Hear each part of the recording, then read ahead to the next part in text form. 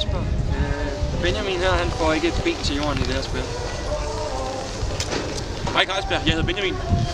Jeg har gået på handelsskolen, og jeg er tømmer, så jeg er ret sikker på, at jeg nok kan vinde det her. God kamp!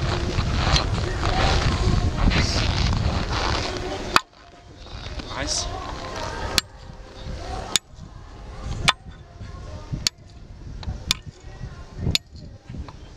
Fuck! Må jeg godt sige det?